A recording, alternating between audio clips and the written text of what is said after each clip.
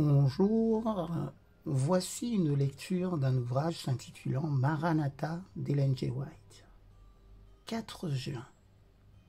La stratégie du diable.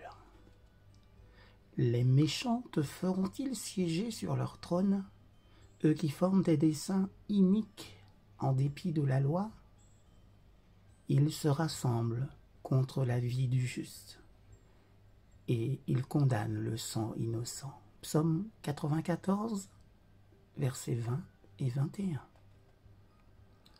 Tandis que le peuple de Dieu approche des dangers des derniers jours, Satan a de ferventes consultations avec ses anges au sujet du plan le plus efficace pour détruire sa foi.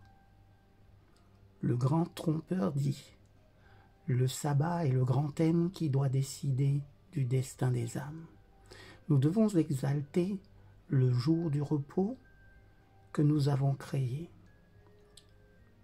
Nous avons réussi à le faire accepter tant par les mondains que par les membres d'Église. Maintenant, l'Église doit s'unir au monde dans ce sens. Nous devons travailler par le moyen de signes et de merveilles pour rendre ses yeux aveugles à la vérité et la pousser à abandonner la raison et la crainte de Dieu pour suivre les hommes et la tradition.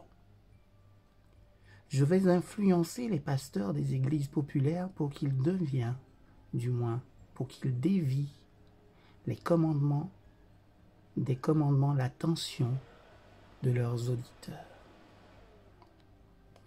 Mais notre principale préoccupation consiste à réduire au silence cette secte qui garde le sabbat. Nous devons susciter l'indignation populaire contre elle.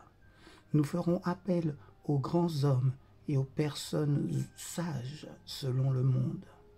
Et nous pousserons les autorités à accomplir nos desseins. Alors, le jour de repos que j'ai créé sera mis en vigueur grâce à des lois plus sévères et plus exigeantes. Ceux qui n'en tiendront pas compte seront expulsés des villes et des villages, et ils souffriront de la faim et des privations.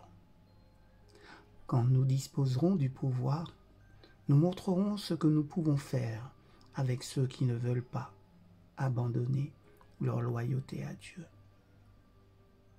Et maintenant que nous mettons les églises protestantes et le monde en harmonie avec ce bras droit de notre pouvoir, nous disposerons finalement d'une loi pour exterminer tous ceux qui ne se soumettent pas à son autorité. Quand la peine de mort sera le châtiment appliqué pour la violation de notre jour de repos, beaucoup de ceux qui maintenant se trouvent dans les rangs des observateurs des commandements passeront de notre côté.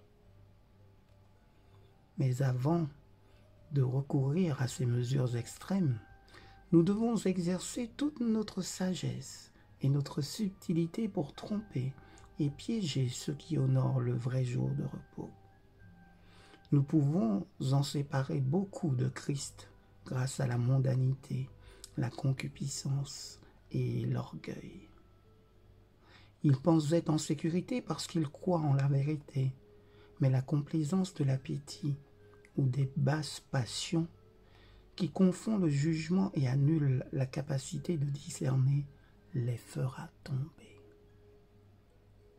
Hélas. Puisse l'Éternel nous aider à garder nos vases propres